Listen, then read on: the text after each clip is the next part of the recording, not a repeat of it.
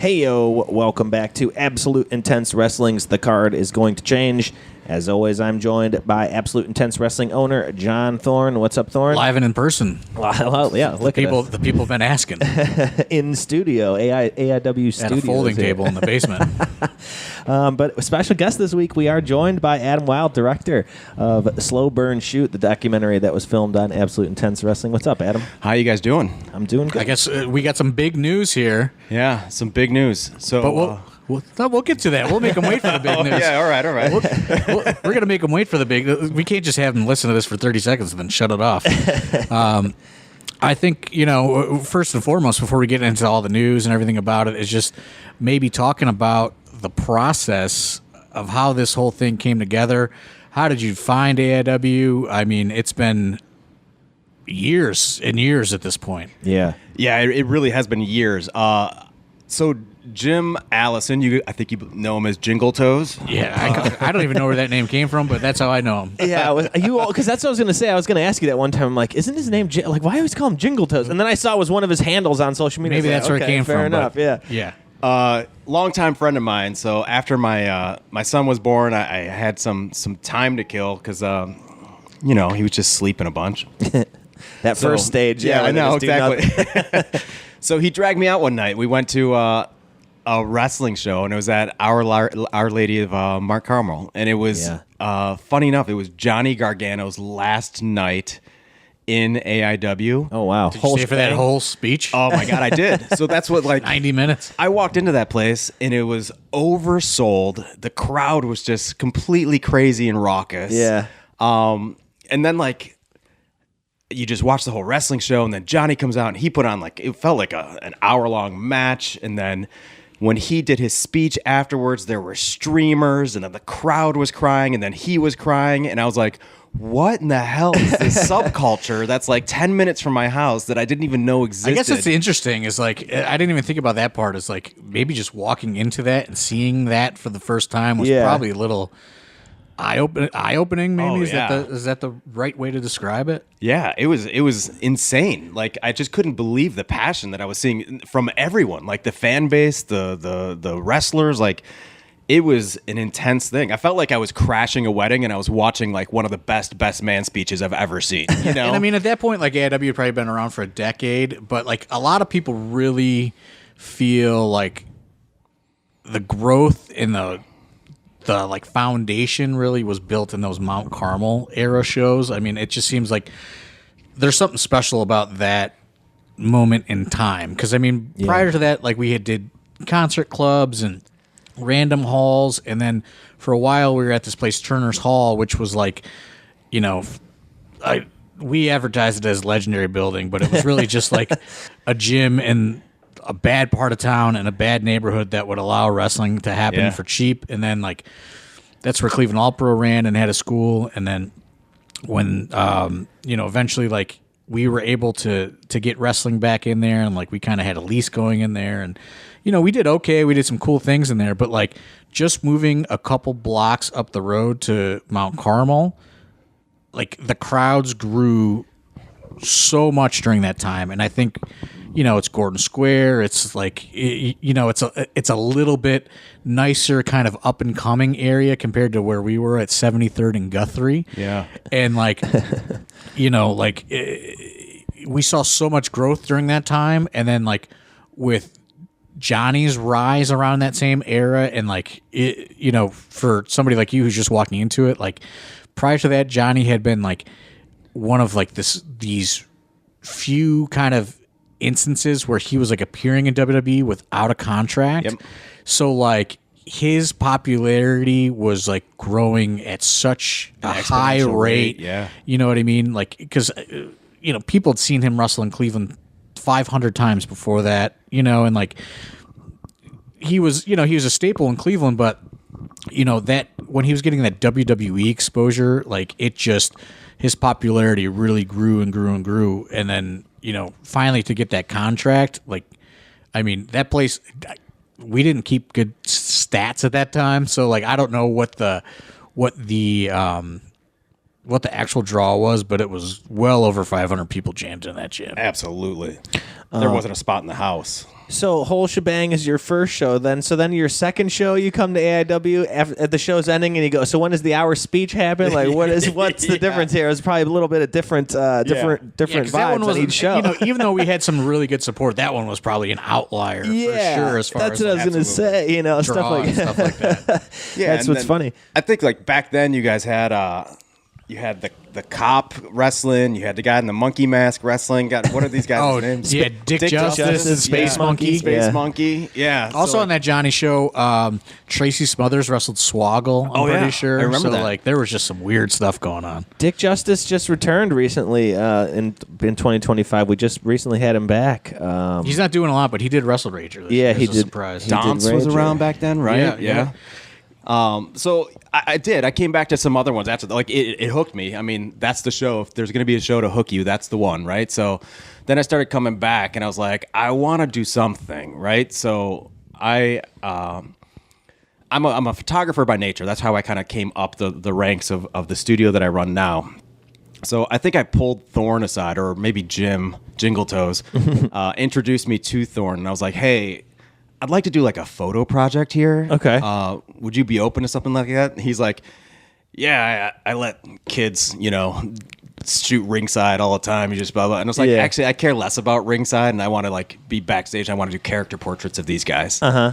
And I think it was like literally when we started that project, I don't think I ever even did a single show at Mount Carmel because you guys got kicked out. Yeah, we got kicked out, and then we had to move to like that weird church, which I do have some of those photographs on a hard drive. Which is right around here, like that St. John's or something. I forget what it's called, but we were there for a couple shows. Yeah, Broadview and Snow or whatever. And you started taking photos there. Yeah. So I think was that 2017? No. That might have been 2018. 2018. That would be my guess because I started coming mid 2016, and then 2017 was still Mount Carmel, and then we went to there, and then to the Odeon. And So I would say 18. This just goes to show how unprepared we are when we do these podcasts. But like, it's right in the era of when we go to WrestleMania weekend because you're still doing the photo project when we go to New York. Yep. So that would have been 2019 because we were all set to go back the following year in Tampa, and then the pandemic hit. So right around like 2018, 2019, because you did several shows of those. I followed you guys for an entire year. And what was great, it was you guys were kind of looking for that new home base. So you were doing a lot of exploring, and you were in a ton of different venues until you kind of landed at the Odeon. So there was a lot of, as far as the backstage photo project that we were doing, right? There was a lot of diversity in looks and feels that I really was kind of into. So like once you guys end up finding a home base and it's the same thing over and over again, I'm kind of like, ugh. Yeah. And just taking the Odeon was like, the Odeon was pretty close quarters backstage. I remember right when like the Odeon was coming to a close. Now AIW personality, maybe you could call him a wrestler sometimes, Cool Ass Andy started training, who was a longtime AIW fan. Okay. And like we were doing the Go for Broke tapings, and he was like, it's his first time as part of the crew or whatever, and he was just like, oh my God, this is what it looks like backstage at the Odeon. And I was just like instantly like, Dom, get this guy out of here. Like it's a couch. It's a couch in a long, narrow hallway. Like that's it. Upstairs in that room, that little. There's a big giant safe in there. Yeah. So like it became like it was probably a lot more difficult to kind of maneuver around once we were in the Odeon because there's not a lot of room. Yeah, a lot of those. I mean, it's funny. I took one shot of He broke his nose. He lost to PB Smooth. Then I think he went up to TNA or ROH or something like that. What was his? Man, I don't know. He lost the championship to PB Smooth. Tracy Williams. Tracy Williams. That was at That was at the Tadmore Shrine. Tadmore Shrine. So I took a photo of him. And he was just like stretching in that long hallway that's at the Tadmore. Now that was a place with no space. No space. Until whatsoever. Towards the end, they started unlocking a door in the hallway, and it opened up all of these more rooms that they had not like previously let us. I think that's where we shot the Brit interview, right? In one of those like weird bars that's off to the side there. Well, but like then there was a whole other door with hallways full of big open rooms that they started opening up towards the end. But I think I sent that photo to him just on Instagram or whatever, and he posted it, and he's like, classic indie locker room. No space, no actual locker room. Everyone's changing in the hallways. And I was like, yeah, that's what it is. And then especially me as a stranger back there. Like, one of the things that shocked me is, like, the first time I came to one of these shows and I came into the back, I think like the first person to come up to me was like Joey Janela, and he like walked straight up to me, and I was like, "Oh shit, am I not where I'm supposed to be?" And he like shook my hand. He's like, "Hey, welcome," and I was like, "Oh, that's amazing." So like everyone shakes your hand, and like there's just like underlying level of respect across the board when you're back there. The one thing that I wish that you still had, and this sticks out to me to this day, is you're doing this. This is the last show before the pandemic shuts everything down, and we booked Scott Hall. And this is when Scott Hall is on his redemption, WWE Hall of Fame. I've cleaned up my act, Scott Hall. But Scott Hall was still drinking, which, you know, some people may know, some people don't know. And he was just like, hey, you know, let's have a beer. So I'm like, all right, you know, like Two Legs and I had actually wound up at a bar with him like the night before, 2 nights before, and like, listen, like we've all heard the Scott Hall horror stories, but he couldn't have been cooler, nicer, and just like more with it. Yeah, like drinking. I think it was the other things that he mixed while he was drinking that maybe caused those incidents. But there's a photo of. Well, there was a photo of Scott Hall and I cheersing backstage at AIW 2 draft beers. Oh, wow. And he saw you take a picture and he called you over and he's like, hey, man, I can't have this getting out. 100%. You know, and like he's like, and you're like, I'll delete it right now. And like, I deleted it right in front of him. I showed him I deleted it. I wish I had that photo because like that was just like, now that he's gone, it's just like, fuck, how cool is it? Like, you know what I mean? We were just backstage, cheers with Scott Hall. He was in such a great mood. And I just remember he's like, hey, man, I'm not mad. He's like, I just can't get this, let this photo get out. I grew up in Scott Hall and Razor Ramon. He was my favorite wrestler. So like the fact that like I was about to tank his the photo that does exist still, though, is the photo of Scott Hall walking into Speedway wearing the Ribera jacket, and that's a good one. That's when he was going in to buy beer with us. But you did get a really good photo, which is it's still one of my favorite photos. It's me, Swoggle, and Scott Hall like talking, and you know, I mean, just stuff like that. Like when it's all said and done, you know, I'm glad to have that photo. But somewhere along the way, you decided that you were gonna do a little bit more. Yeah. So I think I approached you. I think it was after a year of doing this, and then I think you guys found like a home base. And I was noticing that my shots, they were less inspired because I was just shooting in the same space. And I think it was the Odeon at that point. I was just shooting in the same space over and over backstage. So I was like, hey, man, I'm starting to like get to know some of the characters back here. And I think there's some pretty cool stories. I'd love to like explore a documentary or just a longer form video format of something like this, just to tell some of these actual stories. And, You're pretty gung ho about it right out the gate. I was actually surprised. Yeah, I mean, so what's interesting about it is like the idea of it, and then like the execution of it are two kind of totally different things, right? Like, I love a good documentary. I love a great wrestling documentary. Beyond the Mat is one of my all-time favorite movies. I didn't, you know, all we really knew was your photography. Like you made it look cool. Some of those candid shots, like we would use them on social media. Sometimes we didn't use them at all, but like they're just good things to have. You know, probably 15 years from now, like there's going to be like we're going to look back on all those photo sets. There's going to be some really interesting stuff in there.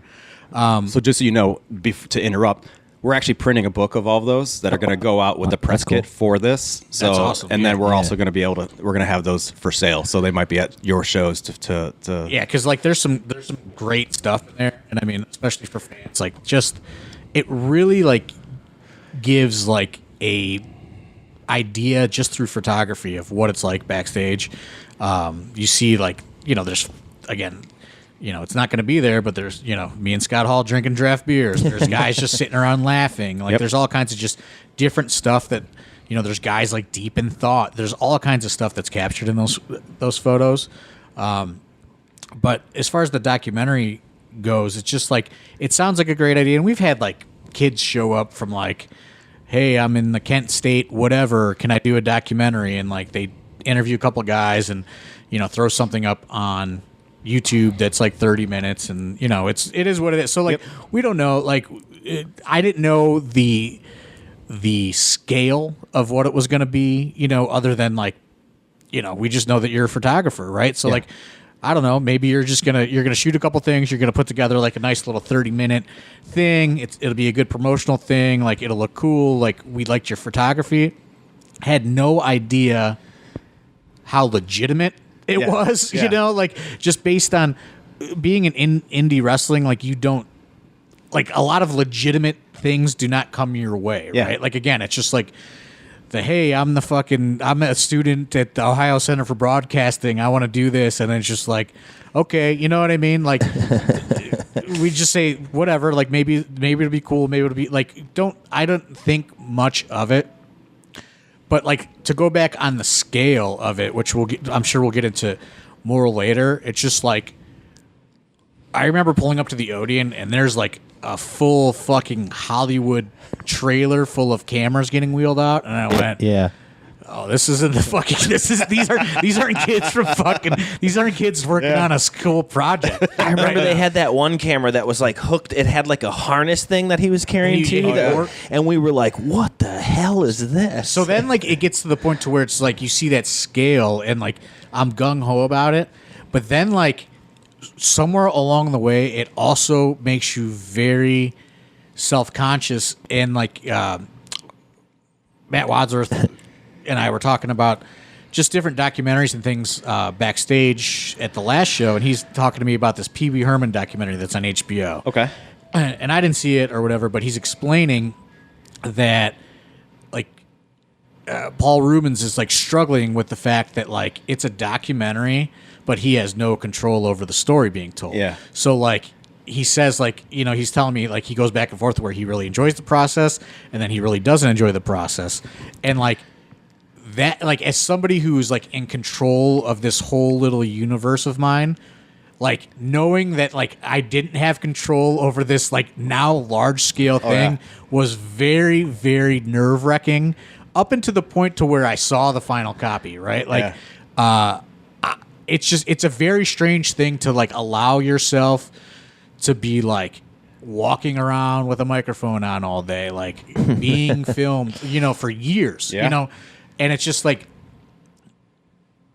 you go, I think Adam likes me, but like, who knows what's gonna, like, who knows what the subplots and like what stories can unfold when you're filming for years of like, independent wrestling has all walks of life in it, which you discover through the making of this, and you just go, well, which walks of life are going to be featured? You know what I mean? Like, how is this? You get very weird about the loss of control. And I'll tell you, like, which I'm sure I expressed to you many times. Oh yeah.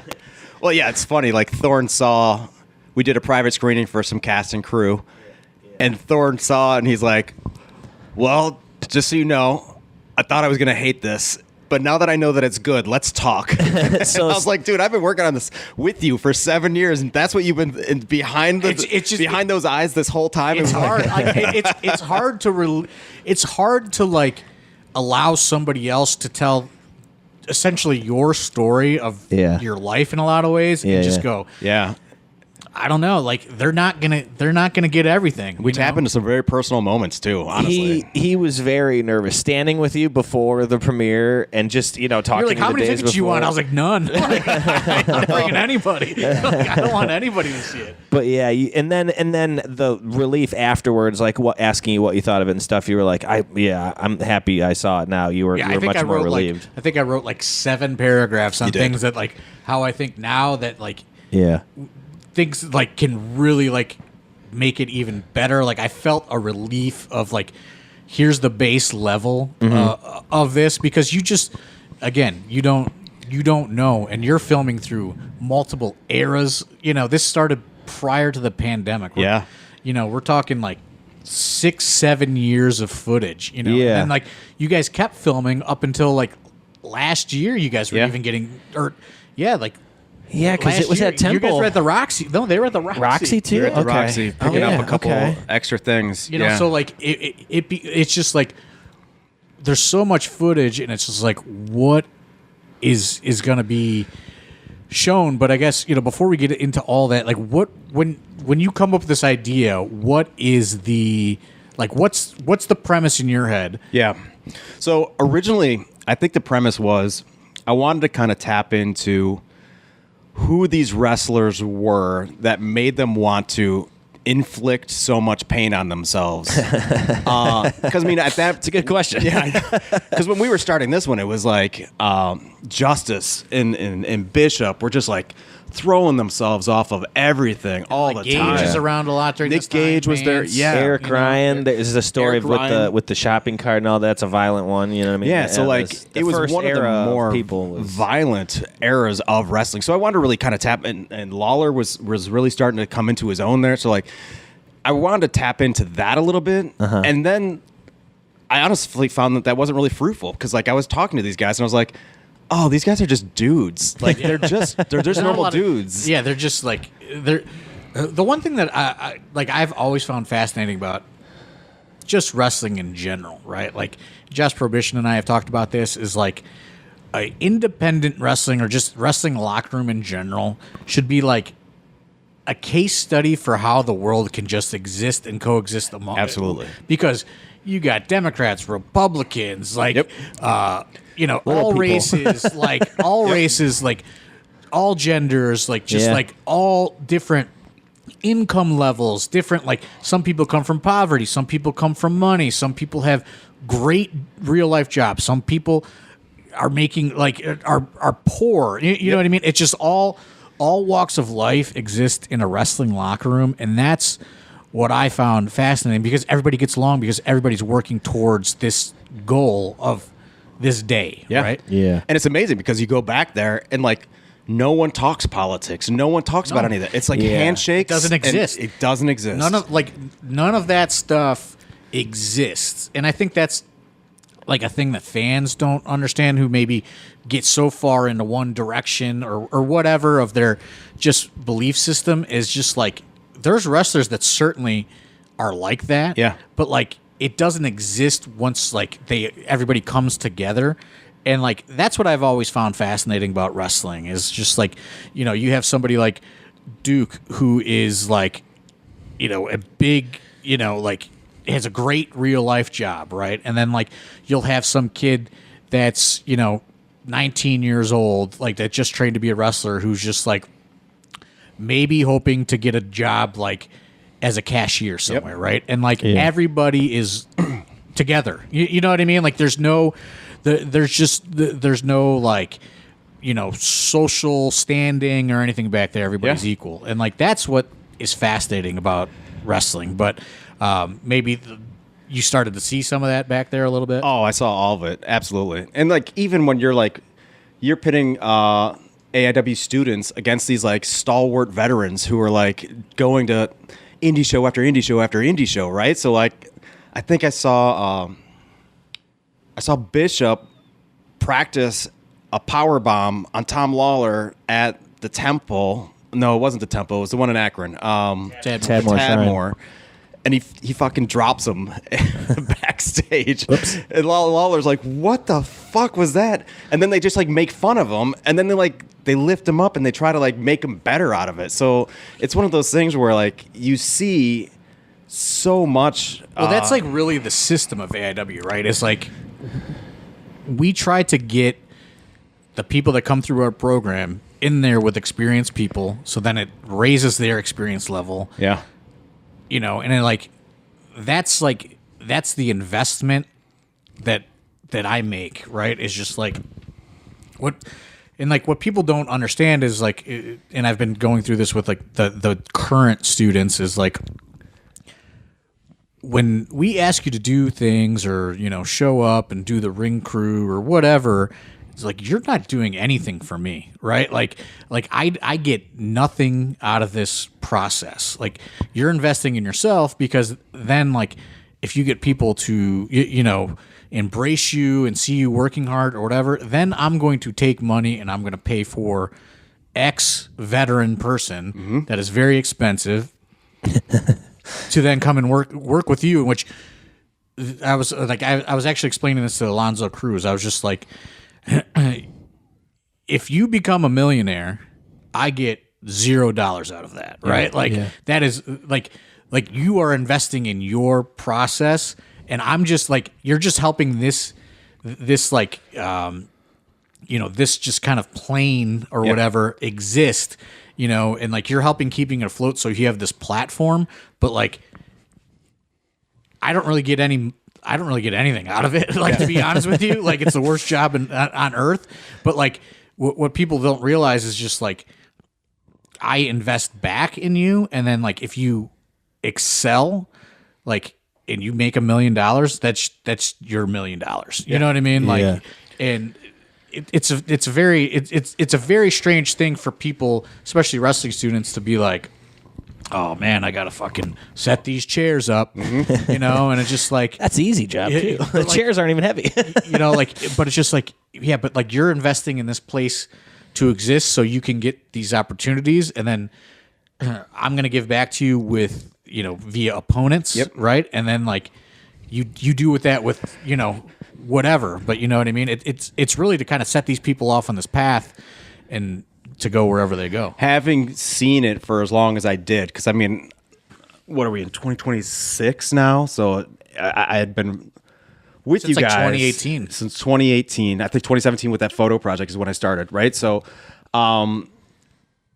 I explain it, and I kind of came up with this analogy, and I tell this is people who don't know the wrestling industry, and I'm like, basically, when you're starting off in this world, you're standing in front of a staircase that doesn't exist, and it's up to you to start building those stairs. Right. Yeah. So that first stair that you're going to be building is showing up. And I mean, you told me stories about Manser and MJF and these guys who like came and took no money just to be a part of it so they could be something here in order to... Ants used to drive to do ring crew and then like... bartend too. He would stand back at the bar. Like just as like a guy trying to get a spot. And like, I typically will not book anybody that works anywhere else in the Cleveland area, and like other places in the Cleveland area were booking him, but he just stopped going, and then he would show up to AIW and he would just set up the ring, and I would be like, I'm not telling you to not work there. I can't book you right now. And he'd be like, well, this is where I want to be. I don't want to be there, and he just kept doing it. And then like, eventually, we found something for him, and like, this is like, he's like nothing, you know what I mean? Like, he's like nothing at this time, and like, eventually, we give him some reps, and he, then he starts building his reputation, and, now he, has a contract. Exactly. Yeah, and like the top of that staircase for a lot of these guys is trying to get to whether it's the AEWs or the WWEs, just to get a full-time job. Exactly. Be able to do it for a living without having to... That's it. I mean, that's an interesting analogy, but, like, because we've had this like these ups and downs with the different classes of students, and I was just trying to explain it to him, like, you're investing in this place to exist, and then if it exists and you do well, like I try to spread the love out to everybody, one way or the other. And then I said, if your career takes off, that's your career that takes off. That's not my career. You know what I mean? But like, you got to put it in right here. It's pretty obvious too. If they even pay attention or knew anything about AIW, you can literally watch it happen. You've seen it over the years of guys getting to work with these guys. I mean, look at now. Eric Taylor is going to work with Nick Nemeth at Gauntlet for the Gold. That's awesome. Yeah. Like how many guys he got? Santana. He wrestled. Chavo Guerrero, didn't he wrestle him too? I think so. I mean, the list of people that Eric has worked in, like you're saying, these people, when Eric paid his wrestling tuition, you know what I mean? He's been paid back tenfold in these guys that he's wrestled. You know what I mean? The tuition, like you get it back like one opponent. That's like your whole That's your whole tuition. Sometimes I've seen it time and time again. Like, a lot of these guys that are the top guys in your company right now. When I started this project, even the documentary project, they were they were like students that were just trying to get guys get a wrestle. Get a spot. Yeah. Yeah. So you eventually decide that you're gonna pivot, right? Like, what is there like is there just like an instance that makes you want to do this pivot?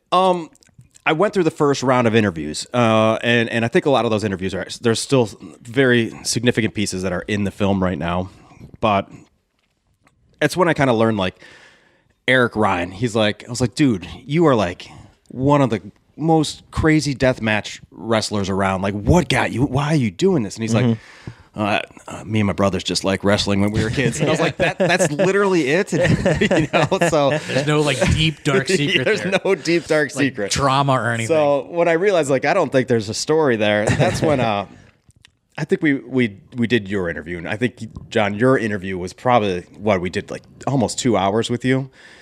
And a lot of that focused around Chandler. And I think that's when, because Chandler plays such a huge legacy and history within the promotion. So I think that's when I was like, all right, let's maybe shift and we're going to focus on that. And for a long time, his story kind of ended the documentary, but some things happened along the way, like the pandemic shut us down for 2 years. Well, I remember doing my interview. It was during the pandemic, and it was at a time where we maybe didn't even know if we were ever going to do more shows. You know what I mean? Like, we started doing the Go for Broke, no fan things, and like but like at that time, it's just like, who knows what the world's going to be? So like, God only knows what I say in that whole 2 hours. Cause like, it's just like, I mean, at that point, like everybody was pretty hopeless, and like getting stir crazy as to like, maybe this is, maybe the world is just going to be like this forever, like, that's like that was done.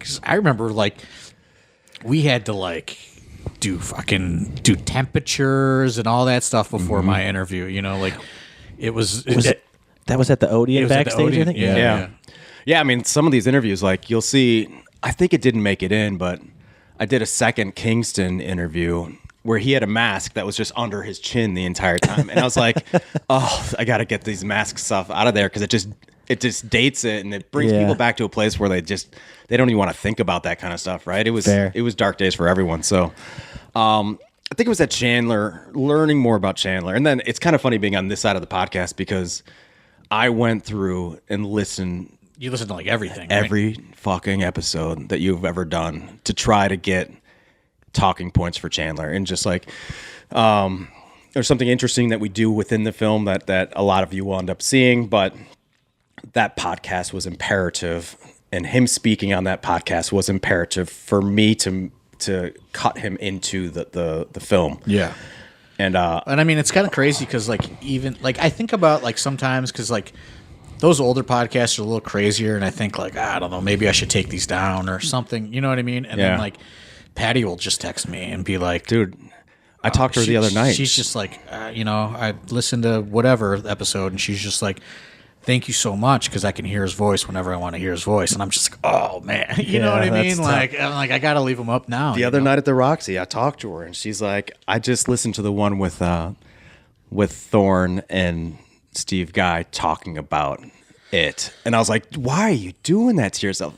Yeah. Like, I had to listen to that one dozens of times. I'm sure we went into it at some point, but like, she, like, for whatever reason, did like a ton of like research and like sent us like all of her timeline of things and information and like everything. And then like at that time, we had all of our text messages from him, and like we were able to just like line everything up when we did that. And like, but that was like, I'll never forget that.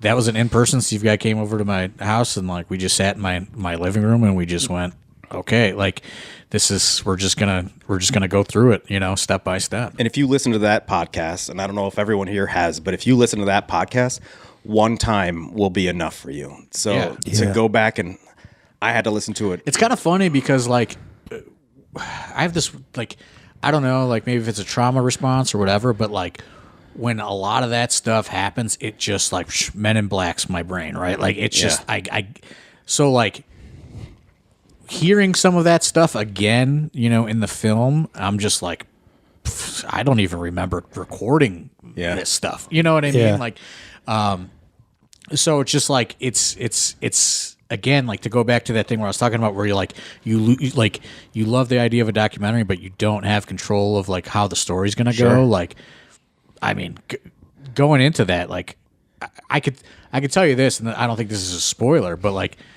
going in to watch this documentary, the last thing I thought was going to happen was I was going to cry. Yeah. You know I think what we mean? all did too. Yeah. At the end, we were talking about it. There was a couple scenes, and we were all like, "Man, yeah, it got me." All of us said the same I don't think thing. there was a dry eye in the house. No. It gets me, dude. I made it, and I've watched it dozens and dozens of times, and it's still like the end of it makes my eyes tear up. And I think, ultimately, like, what I do enjoy about, the finished product of it is like,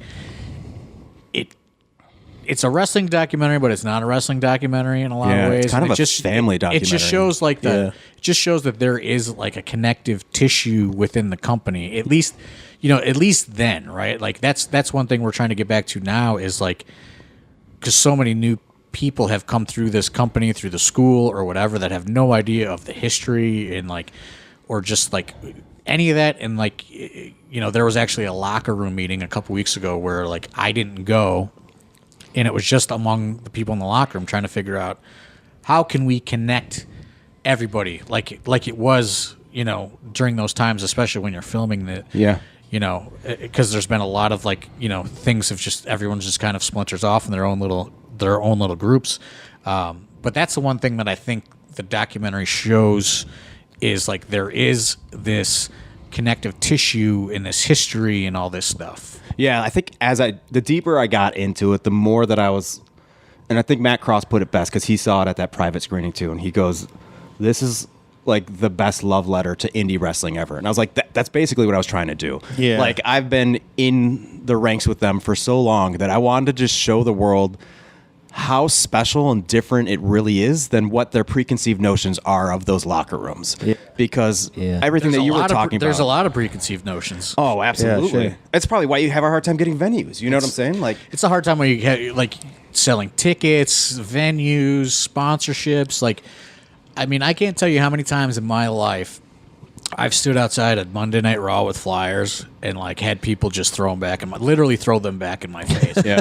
Indie wrestling, It's got to feel great. I'm like, and it's just like, you just got to sit there and you just eat shit for fucking 20 years. You know what I mean? Yeah. And like, it's hard to break down whatever that thing is that some people have that are just like, this is like such lowbrow. There's a ton of it. You know what I mean? Like, and I'm sure you'll experience that maybe, through the process of trying to get this out. But like, there's just a ton of preconceived notions about wrestling. And then when you start getting into like the subcultures of wrestling, independent wrestling, independent wrestling in Cleveland, you know what I mean? Like, it's just like, it's hard to get people to kind of break down that whatever they have up about it. It's so funny too that type of stuff, because whenever you see people come to their first show, like you said, your experience of your first AIW show, we just did Cultivate 2 again, and we had a lot of these newer fans, with some of these newer students and stuff, and we're trying to bring in, newer fans that aren't maybe actually wrestling fans, just fans that are looking to go have a good time. And you talk to some of these people afterwards or intermission or yada yada, and they're just like having the greatest time. And it's so funny because that seems to happen every time anybody comes to AIW, they have this blast, and they're like, why didn't I know about this sooner? And it's like, I think the average person all takes wrestling way too seriously, and they don't recognize that it is an entertainment, right? So like, once you're there and you are just thoroughly entertained by it, and then you meet the people, because they all come out, they all meet, they intermingle with the crowd, they'll have beers with you. Like, all of a sudden you're just like, oh, these guys are just like, they're just having fun, and they're doing it, they're trying to have fun for a living, you know? It's so much more of an experience than you think it's going to be. It's like, going to like a local concert or something. You get to meet the band. You, like you said, these guys all come out, have beers with everybody. It's just, I think you get so much more for your money at indie wrestling. There's so many parallels between that and like local music scenes and everything else. You know what I mean? Like hardcore bands, punk bands, whatever. It's like, dude, even the comedy scene, like it's comedy, they're all. I think comedy, like the stand-up comedy, I use that as an example a lot when I talk to students. Like, there's just so many parallels between all these different things, like different entertainment avenues. But that's also why like I have like non-negotiables when it comes to like an AIW event. Like unless it's some kind of weird like paid gig, like there needs to be a bar. It needs to be like it needs to be like not like an embarrassing thing to go to. You know what I mean? Like it can't be like in like a weird room where like the only thing you can go buy is a hot dog. You know, like I just think like hot dogs, no bun. Like I just think that's just like you got to have a bar. You got to have like it's got to be a little bit more adult driven because like people don't want to like. I don't think adults who have money want to come and like just be like embarrassed for for a night. You know what I mean? Or feel weird about what they're doing. Like we want to create a fun atmosphere, and like that's like Two Legs was saying, like that's why I was getting so on the new students about making these Cultivate shows matter, because like I don't necessarily want wrestling fans to come to those shows. Like I want you to go get your buddy that you work with that like doesn't give one fuck about wrestling, and then have him see like it's a fun night out, and then like he's gonna tell his other buddy, like. Nobody hates wrestling more than wrestling fans, is what I've discovered, through all of this time. But like the Cultivate shows, it's just like, especially because it's so new student driven, and they're like getting their fucking uncle out in the crowd. You know what I mean? And then like before you know it, like the kids went out and they flyered Lakewood, and there was this big group of college kids that were there, and like. Dustin Alberti went and talked to him. He's like, "How'd you guys find the show?" They're like, "We were at this bar in Lakewood and we saw a flyer, and we're just like, well, we'll walk down there and check it out." And like, they're like, "This is the fucking funnest thing we've ever done," and like, that's what we're looking to do. And like, I think, it's difficult, right? Like, it could be difficult to let people know it's okay to come have fun. Yeah, absolutely.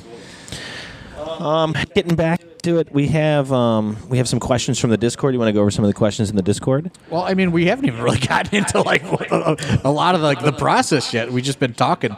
So I think that's kind of some of the questions kind of lead into that maybe too. So we'll let you do one and we'll see. Yeah. The process of it, I guess this is a good one. One of the questions from Russ Williams was, how many total hours of footage did you guys film to go into the final cut's what, like an hour and 40? It was 88 like almost minutes. 2 hours. Yeah, it's exactly 88 minutes. How many hours? So we probably have about 80 to 100 hours worth of footage that we had to whittle down into a story that fit into 88 minutes that was captivating and compelling.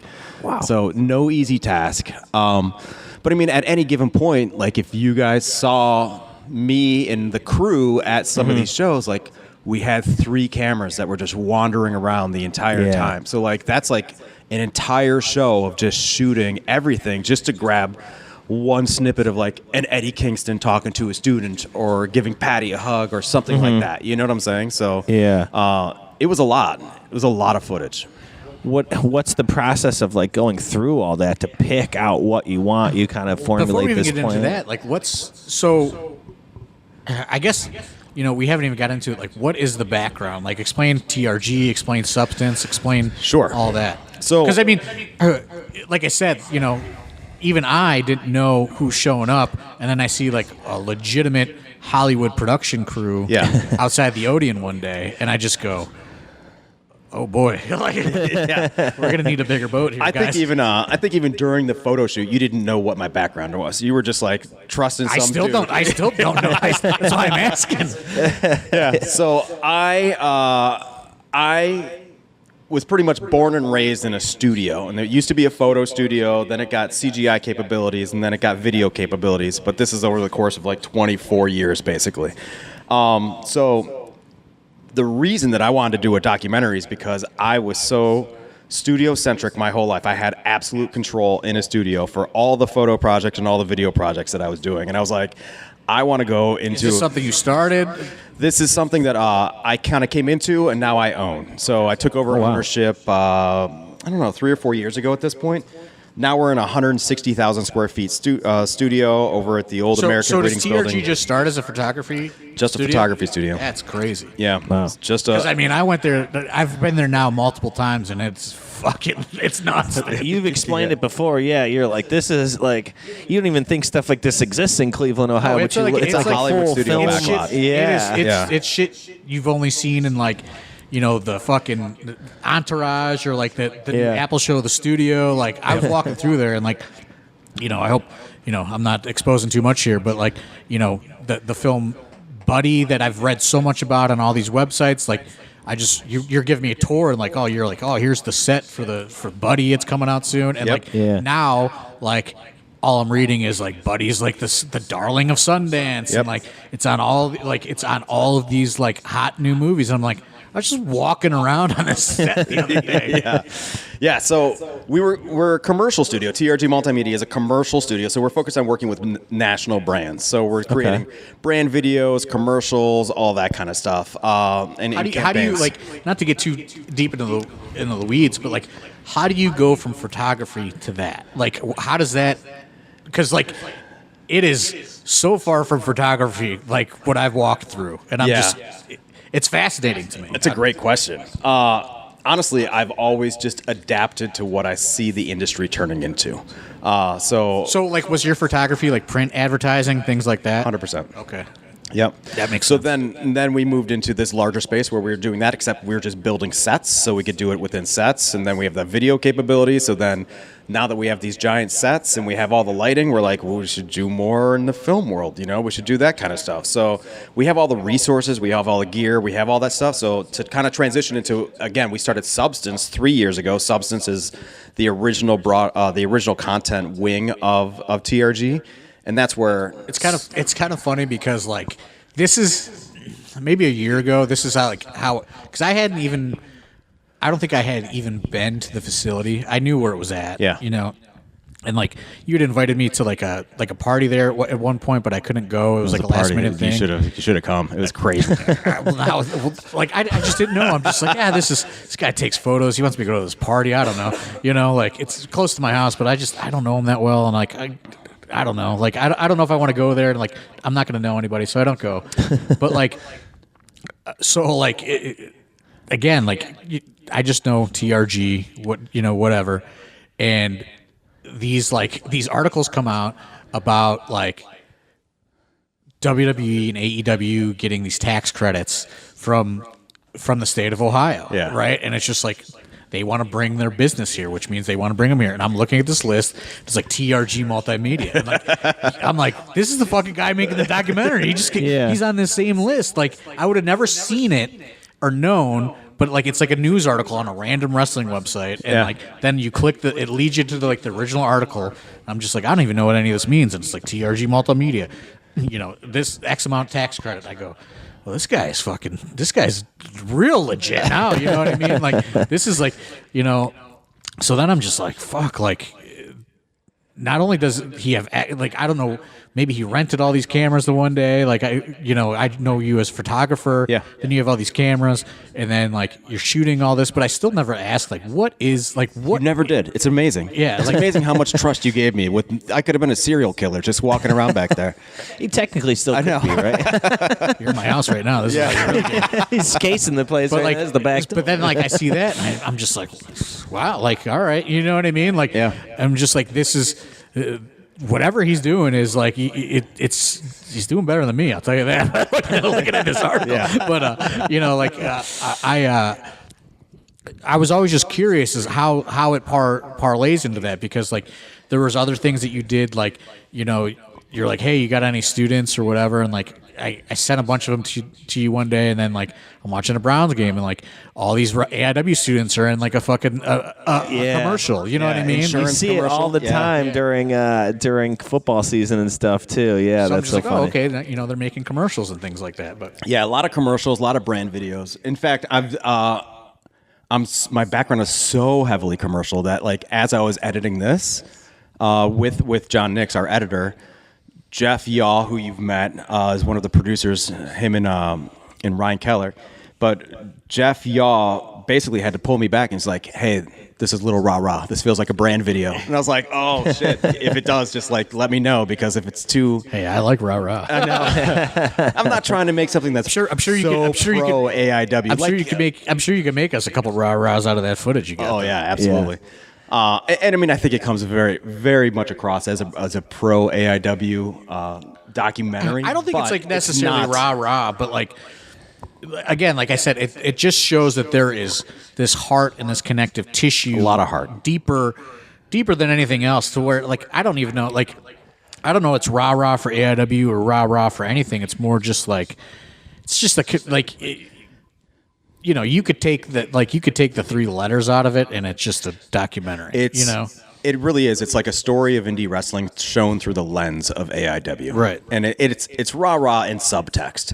It's rah rah because of the characters you meet, but not necessarily like AIW is the best. right. You know Like, what I'm saying? and that's what I mean. It's not like a propaganda film for AIW no, at all. It's not. It it's focuses a lot more on the characters than it actually does AIW. Right, which is, I mean, that's really what AIW is. It's just like, you know, if nobody knew who the fuck I was, I would love it. You know what I mean? That's Like, one of the things I tell the people who work for me at the studios. It's like, there's this thing about like corporate culture. What's the culture of your company? What's the culture of your company? And there's a lot of companies out there who are like, oh, our culture, you know, it's these words on the wall. It's like, it's not the words on the wall. It's the people in the building. Right. Every single time. So like the culture of AIW absolutely comes through by focusing on the people in the building.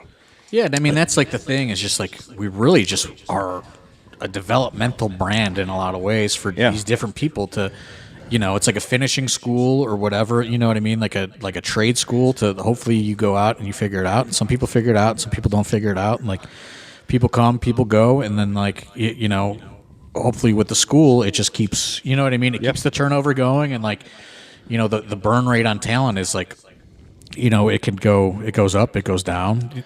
What I tell people is a lot of times is it's the last check mark that a lot of these indie wrestlers want on their resume before they go up.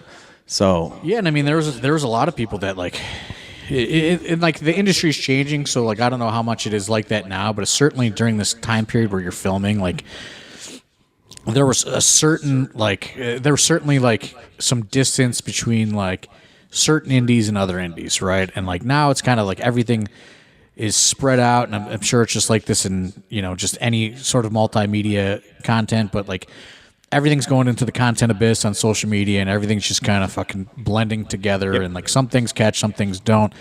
But prior to like what has, you know, reels and all this stuff has really kind of changed, like how people just get fucking content now, you know, and like, so I don't know how much registers like it is in like 2019, 2020, 21, 22, you know, 23, like now I don't know where AIW really stands or like any indie really stands right now, because like everything is just going into this abyss, and like WWE is across like five different things, you know what I mean? So it's much harder, but at this time period, especially where a lot of this film takes place, I feel like AIW had a lot of cachet in the industry, and there's a lot of distance between us and say anything else. You know what I mean? In the, you know, in the surrounding areas for sure. And I think, you know, I think that this film in front of the right people can get that back a little bit. Yeah, I mean, one of the things that I recognize surely is that there's more people in AIW that end up in AEW or WWE than a lot of the other indies that I pay attention to. Yeah, I mean, it certainly it certainly happens, and like it's funny. Like people just, you know, I know that you've been talking to like Kevin Owens, you know what I mean, and it's just like or Johnny, and like people just assume that I just talk to these guys every day, and it's just like they're just, I know, you know, like they're just do, you know, it's like texts here and there, you know what I mean, but it's just like a moment in time, you know, and like you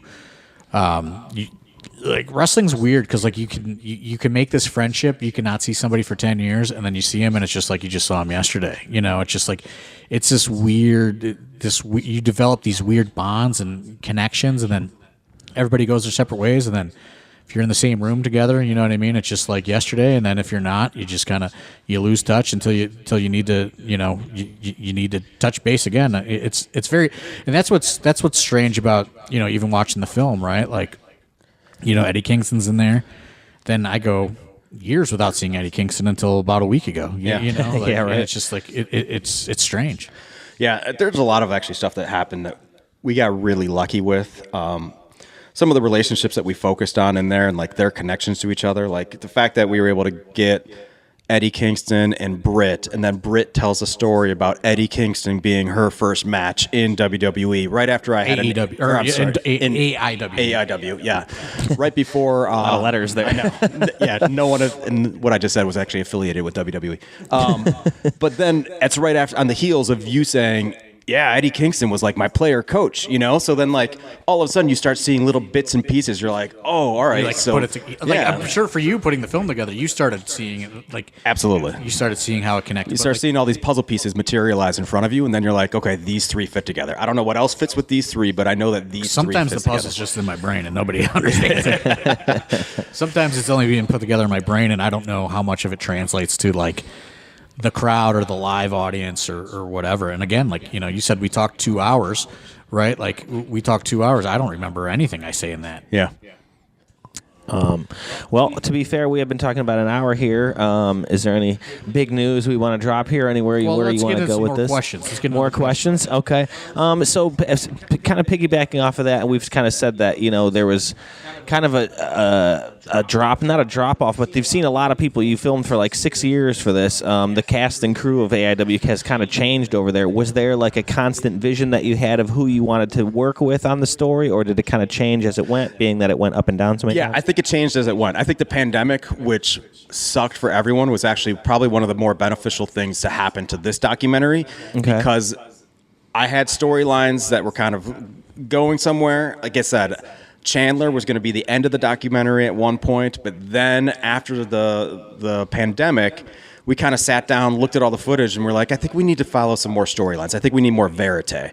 And we reached out to John. We were like, hey, we want someone who's a student now, someone who's on their way up, and then we kind of stumbled into J Pro, and then all of a sudden, I think I can't remember exactly how it happened, but I think I maybe texted you and I said, hey, this guy's planning on retiring. Like, I don't know where you're at in this process, but you may want to come get this, because you had wrapped this thing, or maybe thought you wrapped this thing 100 times. I thought I wrapped it at least a dozen times, and then something else popped up. And I just said, hey, this is right around the time where you asked maybe about putting like a new, fresh, unknown face into it from a student, and then, I said, hey, these things kind of coincide, and I said, also, J Pro is going to be retiring, and I think that there's a story there, which I don't even know if it makes it in the film, but it's just like, the first show I promoted on 15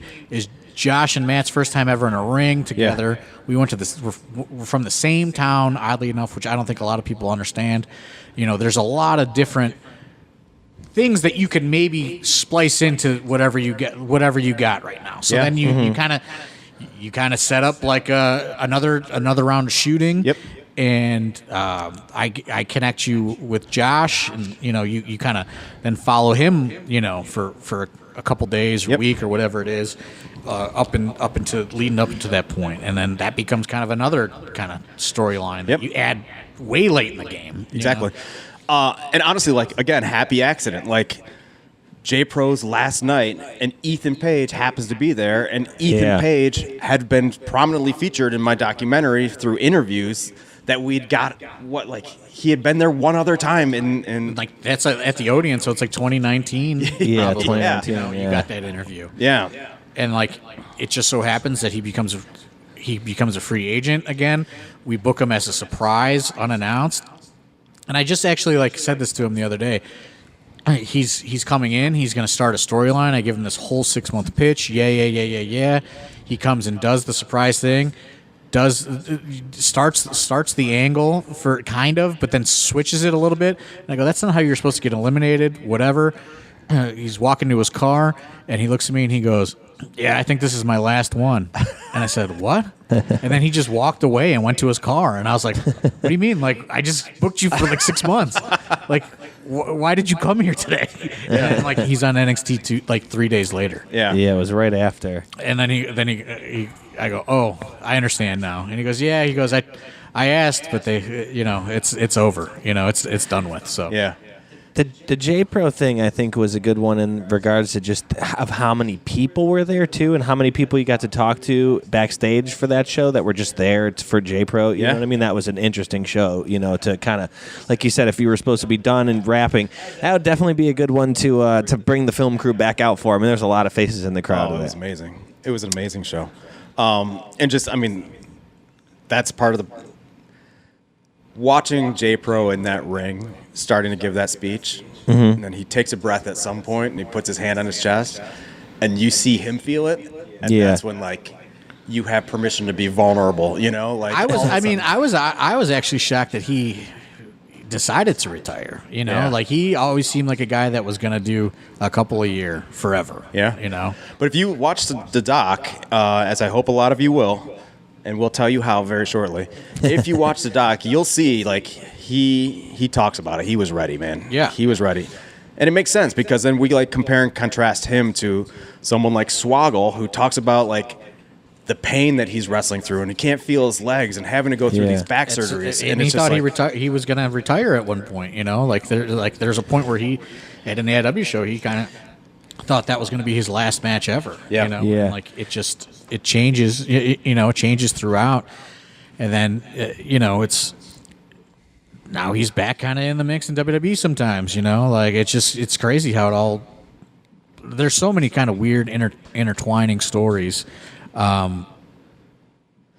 all connect, and it's a really kind of special glue, and it's a testament again to the culture that you guys breed at AIW. It really kind of shows that even the guys who go and move on, they hold this place in an utmost regard, and they want to come back, and they want to support it, and they want to do everything they can to make sure that you're in this place is still successful, because it meant so much to them. And like that speech that Kevin gave at Raw, like, yeah, my God, like I just happened to be at that Raw, and I pulled out my cell phone to capture it because I pulled my cell phone out because like I had no prior knowledge to that, and like I was just he's maybe gonna say something to Patty or something, yeah, and then he goes into that whole friggin' thing, and I'm just like I had no prior knowledge to any of that other than he would get me 4 tickets whenever Raw came to town, and then he specifically texted me and he's like, hey, I want Chris's mom and brother to come tonight. And I said, and he's like, is this still her number? And I said, yeah. And he set it all up to get them tickets as well.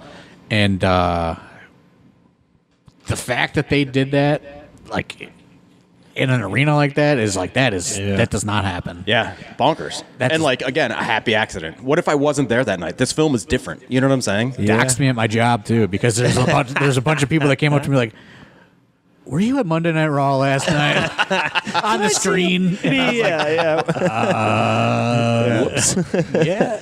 That's another thing you were talking about, earlier in the podcast, talking about with, indie wrestling being this, is what it is, and this dirty secret of whatever, keeping it from jobs. Not much keeping it from your job when you show your face on Monday Night Raw in Cleveland. Well, it was after the fact, but still. Right. But you know what I'm saying? Stuff like that. That was the only thing that I said I could not facilitate is they wanted to follow me at work and like do my whole thing, and I was like, dude, like I cannot do that. There's just too much. Yeah. There's too much red tape to go through. I think that's like the one time you told me no. Yeah, I was like, I can't do that. And I annoyed the shit out of him. Like, was that shocking for you? Because he seemingly didn't say no to anything else that through one this I had process. really. They found my boss at one point, and like asked my boss about it without my knowledge, and like.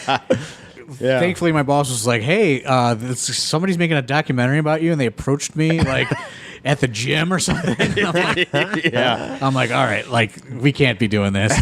That's funny.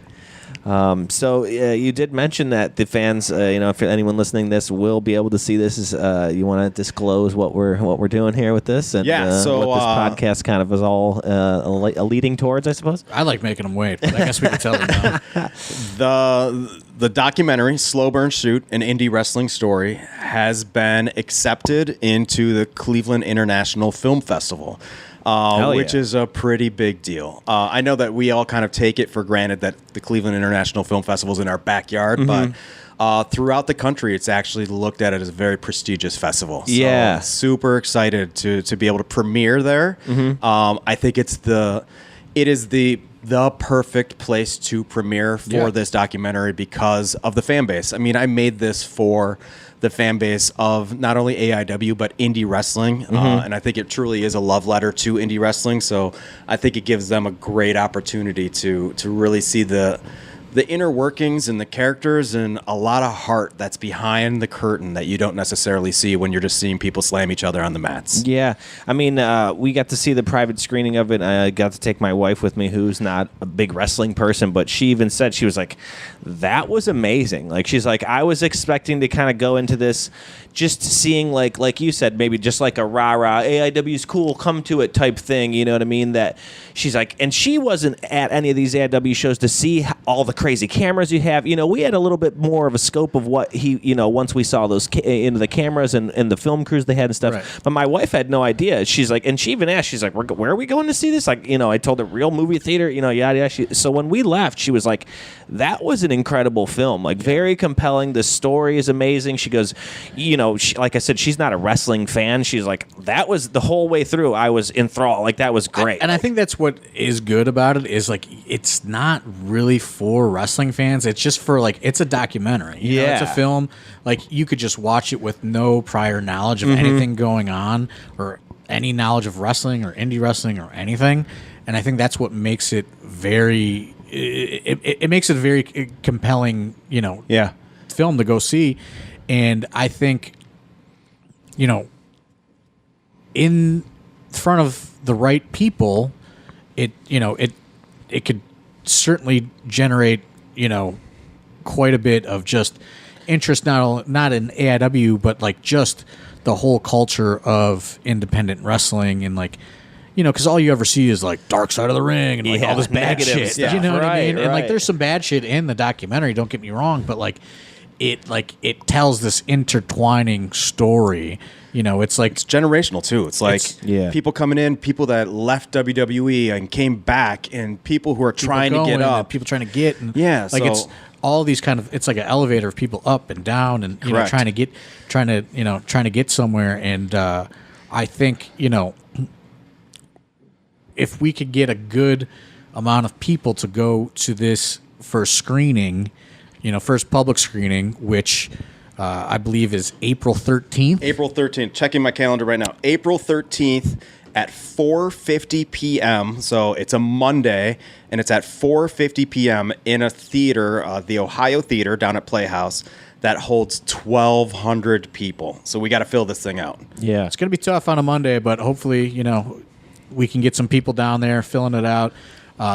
You know, again, as of right now, this is the only official way to see it. I know that there are plans beyond that, but first and foremost, you know, what I've kind of learned, you know, through this process as we've gotten closer is, you know, you have to premiere it somewhere, and then it becomes kind of a bit of a waiting game, and you got to see, you know, what kind of heat you can get coming out of that premiere and the festival, you know, the festival buzz and all that. So we want to get people in that theater. We want to try to sell those 1,200 seats one way or the other. And, you know, hopefully from there, you know, maybe they added an additional screening at the film festival. Then, you know, there's other film festivals that could potentially become interested in it. And it's all, it can become this snowball effect pretty quickly. Yeah. Yeah, absolutely. And I think we've got a 12-date road show after this that's going to go to multiple other cities. So we're kind of working with independent theaters around there. And then, like you said, we are trying to plan for a launch at the back half of the year for other people to be able to see it. But, you know, that's still up in the air, and there's a lot of factors that go into that and a lot of variabilities or variables. Yeah, I mean, somebody could be interested in licensing it or purchasing it or, you know, wanting the rights to it, you know. So, like, first and foremost is you got to get that film festival premiere. You got to see if you can get some, you know, some good buzz coming out of that festival, some good PR, and try to parlay that PR into the next thing, and then you can't really say where if or how it's going to land somewhere, because we don't know until this the Cleveland International Film Festival and that debut, and to see what critics see it, what people write about it, like all that stuff. It becomes kind of in the hands of the the industry people. If AIW fans go, what kind of social media, word of mouth, all the all that stuff kind of becomes a big factor in this whole thing. Yeah. I'd say you're pretty spot on with all of that. It's an interesting thing because it really does. I don't think, and I've seen a lot of wrestling documentaries. Again, we've seen the stuff that WWE is putting out. We've seen the Beyond the Mat, Dark Side of the Ring, the Dark Side of the Ring.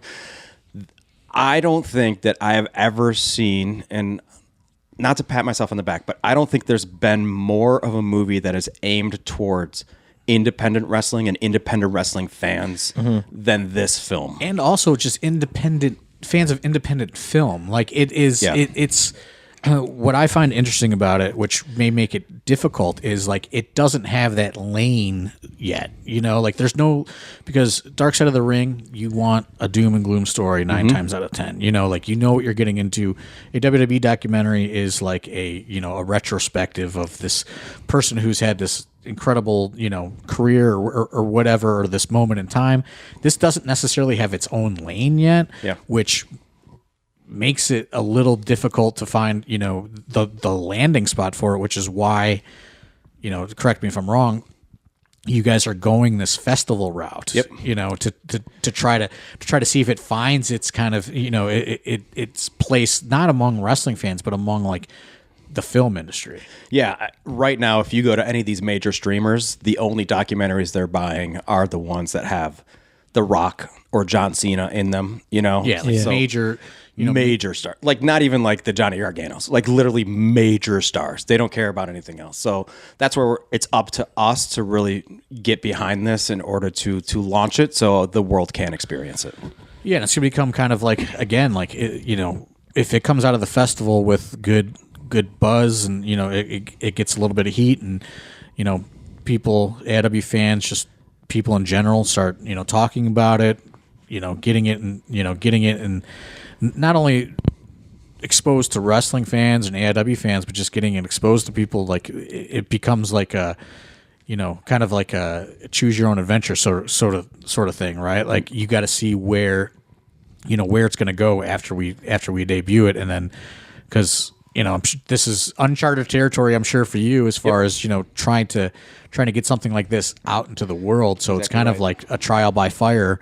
It's just like, hey, we have this thing. Nobody understands what lane it falls in, because it's not a story of murder and drugs. So like it's kind of like kind of hard to find where it lands. So you're going at it like any other independent filmmaker, with any, independent film, like, somebody that's making a film for like A24 or Searchlight or anything like that. Like kind of the same idea is you're going to take that to the festival circuit first, right? Exactly. We're trying to tell a story that means something to us, and we're trying to tell a story that has a lot of heart. And sometimes that's not something that the major streamers are going to be looking at until they see the buzz behind it. Or studios or anything, right? Correct. Like theaters, any of that stuff. And then once there's buzz and once there's a little bit more momentum, all of a sudden, like, people are turning their heads, and then this can get out to the wider market. So I guess I would say, the ball's certainly in the fans' court at this point. I mean, a lot of people have asked, a lot of people saw them filming and were asking us, hey, what is going on? We've been talking about this documentary. We talked about when we got to see the private screening, and we had a lot of people asking, hey, when will we be able to see it? This is going to be a ball is in your court situation. We're giving you plenty of time. Monday, April 13th at 4:50. Do what you got to do. Call off work or get a babysitter, whatever you got to do, because. And right now, this is the only shot. You know what I mean? Yeah. it's a big deal to make this a big deal if you know what I mean, because you only get so many cracks in it. I'm curious to you, is this going to be an interesting time for you because you spent so long making this film? Now's the point where you're showing it to people and they're giving you their opinion and critiquing it. That's got to be the tough part. Oh yeah, tell me my baby is ugly. Yeah, that's what it comes down to. But it is a great story. I'm so excited. I want so many more people to see it. I want people to come out to this premiere because we got to see that private screening. And like I said, my wife was, that to me, that was a great litmus test for it because, like I said, she has no real care for wrestling whatsoever. Yeah. She comes to AIW because that's like a party. We try to make it this, party for non-wrestling people. But for her to watch it and just be totally captured the whole time, like there was no point she pulled her phone out or anything like that. There's like a lot of people don't know that depth, like there's any depth to it, right? Like, they just, again, like people come for a fun night out, a party atmosphere, whatever it is. They don't know, a lot of people don't know the depth. Now, like, even still, we're so far even removed from when Chandler passed away. You know what I mean? There's people that have no idea about any of that story or any of that. And I know you said, you guys are hopeful for a 12 city, maybe some other independent theaters. But again, like, I think a lot of that probably banks on how well this premiere goes. 100%. Yeah. 100%. To try then to get some other independent theaters. And so, somebody mentioned that, like, I saw somebody talking about this on Facebook, and they said, with all of this merger talk of, like, Warner Brothers and Paramount, and they said hopefully this leads to the emergence of more independent filmmakers. And I got into this conversation where I said, unfortunately, what people don't understand is independent filmmakers need funding, need landing spaces as well. Like, it's, people, these things cost money, and people can't just expect independent filmmakers to just make these things that you want to see and expect no return on investment. Yeah, this one started off as a passion piece, honestly, and it was everything out of my own pocket. So, like, there's no financial backers to this film. No, right, yeah. And I think I'm not people even need to looking know that. break even at this point. What I'm looking to do is get it out to a wider audience because I think it's important for people to see the heart behind these things. Yeah. And I mean, I'm sure, like, that's the thing is, like, I don't think people understand, like, you guys weren't showing up with, like, an iPad. You know what I mean? Like, it's a full, it's a full. There's sound techs. There's, you know what I mean. You guys are doing craft services for the crew at like. It's funny because there's craft services at AIW shows, but it's for the film crew, not the wrestlers. There's catering.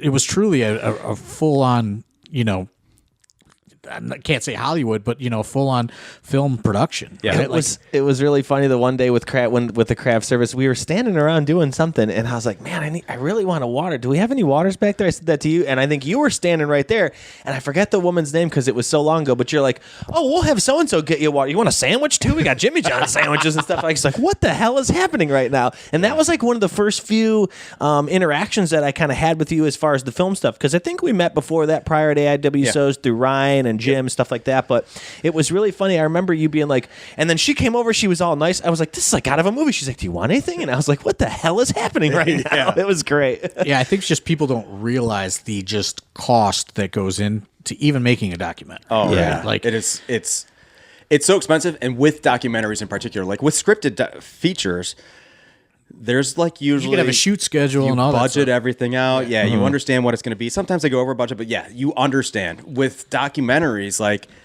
last year, I almost came out of retirement again because I was like, oh, that 20th anniversary. Like, I really feel like I should shoot that, But like, we had the story wrapped at this point, so I didn't. Yeah. But like, those are the kind of things where like that 20th anniversary show, that one, like I just sat there and I was like, I should have a camera here. I should have a camera here. I should have a camera here. And that's the thing that probably makes it so difficult is like, at least for now, like there's AIW, the story is continuously being told, you know? So like, it's hard to wrap that story because like, hopefully we're staying in business and it's going to keep going. And like, I think so many instances like that where you like, you come out like you think you haven't, I go, oh, hey, like, tip you off like, hey, Britt's coming unannounced, you know, like, oh fuck, I should probably try to interview her, you know what I mean? Like, and then you know, here comes the crew again, or like, oh hey, J-Pro's retiring. Oh, here comes the fucking, you know what I mean? I just remember the look in Britt's eyes, and she looked at you. She's like, dude, this is a real thing. And you're like, yeah. I was like, I guess. Yeah, I don't know.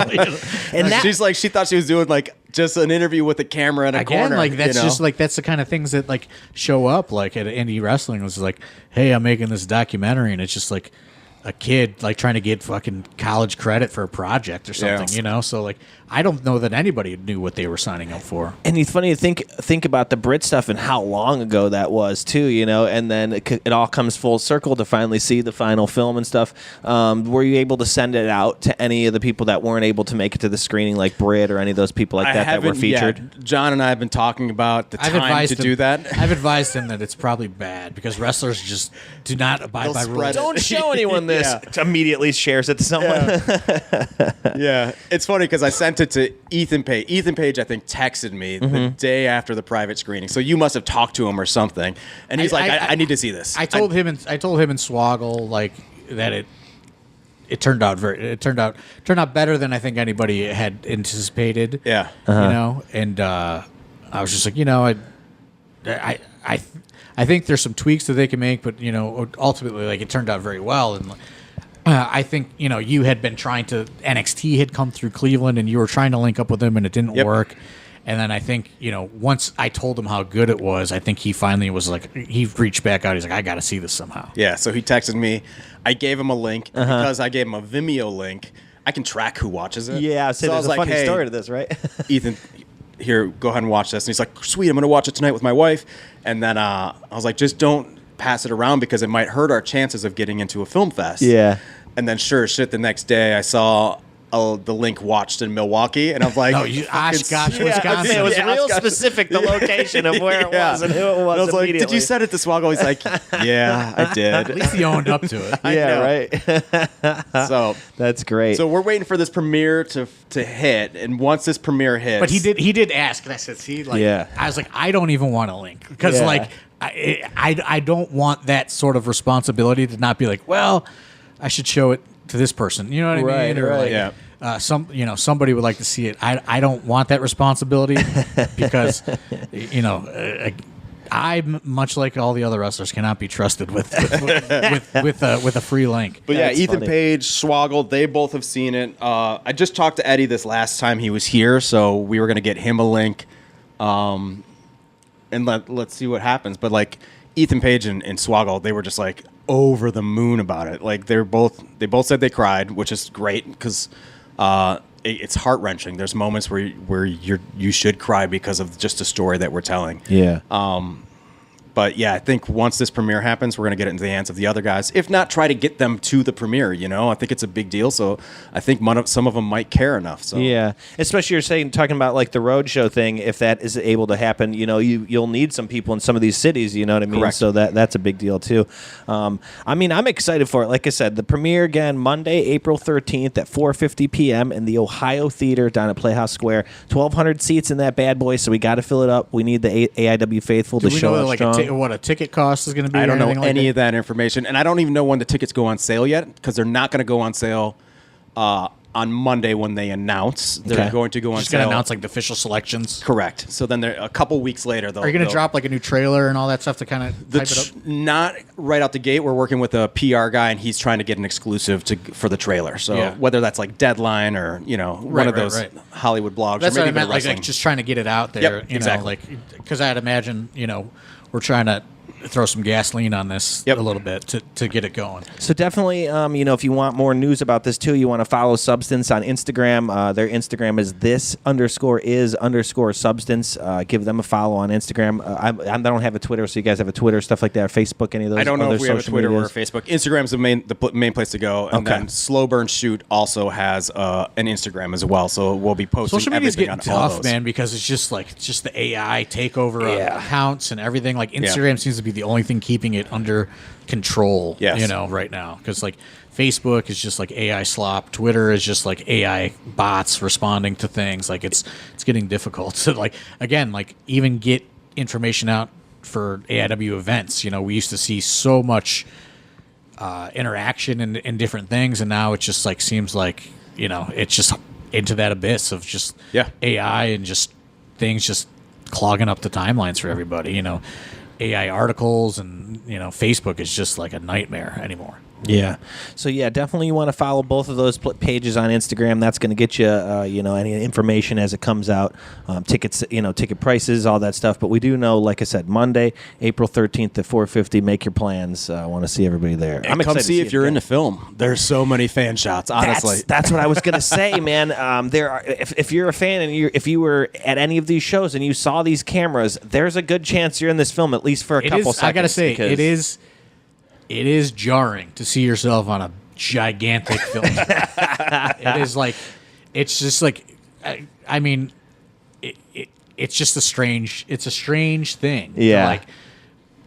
So many people have just like going to the movie theater is like such like a, just a part of their like their lives. You know what I mean? Yeah. Like, and like to go and like see yourself, like Dustin Alberti talked, he's just like, man, he's like, that was just such a strange experience. Like see myself up on a gigantic movie screen, Same thing like Matt Wadsworth, he's just like, I've come to this theater so many times. Like I saw beyond the mat in that theater, So it's just like, it was such a bizarre thing to just see yourself up on that giant, 100-foot screen or whatever it is in like a real movie theater. Like, it's it's not like just fucking popping on a YouTube link on your TV. Like, it is a strange experience, Like, and that's one thing we could say for certain is that there's not going to be many opportunities to see this in a theater. Right. Yeah. So this is the chance. Yeah, so it's time to put up or shut up, fans. Like I said, I know a lot of people have asked about it, so we're giving you ample time to make sure to be there. I know you got some more questions in there. Yeah, another question that I was kind of curious about when we kind of talked about, AIW and how it's just constantly moving and constantly changing. Is there any plans for any type of follow-up with AIW, or maybe, anything like that? Or is it just kind of a one and done with AIW there, or independent wrestling?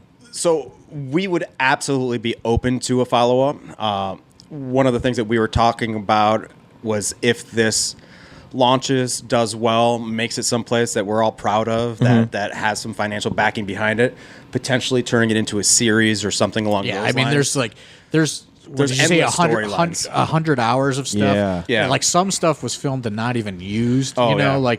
So much of that, like storylines or different weird stories. I've got 45-minute interview with Nick Gage, and what we used Just 10 2 seconds. lines. Yeah, he just says that one line, I think. Yeah. So is there any plans for any of that kind of background, not background footage, but like unused footage? I know, like in skateboarding, they make... Like a physical media or something? Yeah, something like that. So like there's going to be a physical media. Steelbook extras are going to go crazy. Exactly. There's going to be some extras on that in that physical media. Okay. We're working with someone right now, so I can't talk about the details of that, but there will be at some point. Because that's like in skateboarding, they do this thing where they'll film these video parts, and they'll take a year of filming this video part and then they put it out. But then later on, after it's done, they'll do the rough cut, and it's like a 22-minute part, and it's just all the stuff that didn't make it or falls and stuff like that. And I love seeing stuff like that. It's part of the reason I like doing the vlogs and stuff. Just backstage stuff you don't see, or the stuff that gets cut out. That's my favorite, most intriguing stuff. There's such a reality show hidden among all this stuff too. Oh, you know what I mean? Right, exactly. There's just so much stuff like beyond a documentary that could and it's so real. Like that's one of the things. You watch that one Netflix show with Al Snow's promotion. It's just so fake. It's and so fake, and like you can just tell takes the producers. they just wanted wrestling to look like hillbilly bullshit. Yeah, and the producers are creating the storylines within Right. there, right? They're not following It's not natural like storylines. it's just not happening over like things just like that's what's interesting about this documentary is because there's been so many instances again like we talked about where I'm just like, oh, Brit's coming or J Pro's retiring or like we got this new kid, maybe you could take a look at. Like so many things are just naturally evolving through just running a yearly schedule of AIW. Like so many and again like people come, people go, different things pop up, and like you just somehow like picked out from all this footage, you go, I'm going with this, I'm going with this, I'm going with this, I'm going with this.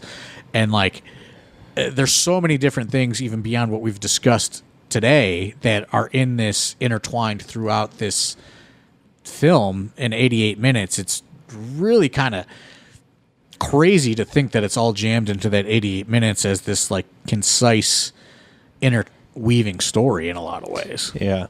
Yeah. So, I mean, speaking of, I'm sure it's contingent on how this does at the festivals and yada, yada, but a fan had asked about a physical release, any type of physical, release that at some point, maybe I would guess probably after all this is done. After all this is done, yeah. We're talking to someone right now. We just don't know what that looks like right now. Yeah. My guess is, like I said, this is all going to be contingent on that very first screening. It's going to not a make or break scenario, but I would imagine it's probably close. Yeah. We need people to show up. We need this film to get some buzz. You need people talking about it. So, it's all. I will say that we're making making some collectors VHSs. Oh, hell that's yeah. cool. Specifically That rocks. for media kits, but I have to order a bunch. So like the media kits I'm going to are like podcasters and streamers and some like the Dan House Influencers. the Yeah. Effies, the people who like have Twitch streams and that kind of stuff. So we're doing pretty heavy with the media to them because we really want to start inside out with this and we want to like showcase it to the wrestling community before it expands, because I think our PR guy is going to go a little bit above the line as far as news articles and all that kind of stuff, while we are focusing hardcore on the wrestling community. So with that press kit, I'm going to have well more of those VHSs than press kits I'm sending out. So there's going to be opportunity to pick those up at some place. I don't know where that is yet. AIW shows probably or something. Probably. You know what I mean? Like, That photo book, again, I'm going to have more prints of that than are going into those press kits. So that photo book might be available at the next AIW show. You never know. Yeah, get there early because I'm going to be first in line to get it. So if you want one, you're going to be behind me. I mean, the photo book is like, I just have seen all of those photos or just what you showed me. Like there's probably photos that didn't even make those final cuts. You know what I mean? That you sent over to me, like over the years. Like there's just so much, there's a story in itself there every show. You know what I mean? That you did the photo project at. So I'm sure if you're breaking it down to like the best stuff throughout a book, there's going to be some very interesting stuff in there. And that's the one thing that's like, we just can't do because we don't have the scale to do it. It's just like cool merchandise, collectible things like this, like a VHS tape. Like that's genius. You know what I mean? Like just stuff like that is just, it's physical, it's tangible. I can't even get my production guy to text me back for 6 days. You know what I mean? To like get a file, you know what I mean? To upload to Patreon. Like we actually made we had Pollyanna make I saw the shouts at pins. 3 pins Yeah. of specific scenes from the movie that are they're pretty entertaining. So Yeah, those that's look great. great. So like you're gonna put together like something like you see like an influencer open up, right? Yep. Like a special package That's that exactly everybody's right. gonna get. Yep. And those things are probably going to be super, super exclusive. Yep. What's in there. So any of the leftovers, now you're hearing not only this is a documentary, it's turning into some interesting collectibles for. Well, we know that the AIW wrestling fans. community, they're collectors, man. Yeah. They really are. So we're trying to really kind of tap into that. Thankfully, though, for this documentary, at least, because you look how much stuff, I know they used a ton of stuff from Pedro. Pedro helped out with a ton of stuff for the documentary, especially a lot of the Chandler stuff. So thankfully, we are collectors, but yeah, there's going to be a lot of us just fighting Pedro for was this getting stuff. antsy about that Oh, stuff. yeah. He was Yeah. antsy about getting his I raided stuff his back. basement. We had that stuff for way longer than we should have. It's just one of those things. Right And then now, like I have, finally, I asked you, you're like, oh yeah, it's just been packed up in a box. Like, he's just like, man, what are they doing? Are they keeping my stuff? Like, because He was worried it wasn't coming home. He's such a collector. Like, he Yeah. knows everything that he has. You know what I mean? And he's just like, and I texted Adam. I was like, hey, can you get Pedro stuff back? He's like, oh yeah, it's been just sitting in a box. I just forgot to tell him it was ready to go. Like, he's like, because he wants that back. He wants his babies back home in the vault. You know what I mean? He wants to know they're safe for sure. That's great. So Like the more collectible stuff coming out of this is, that's not even a factor I had considered, but that makes it that makes it a super super cool interactive experience too for people to kind of try to get their hands on some of this stuff. Oh yeah.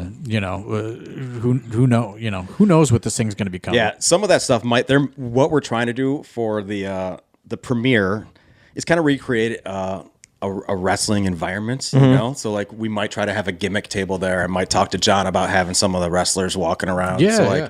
we're really trying to create that environment. So Do a 50-50 in there. Yeah. We'll make that money back one way or the other. You know?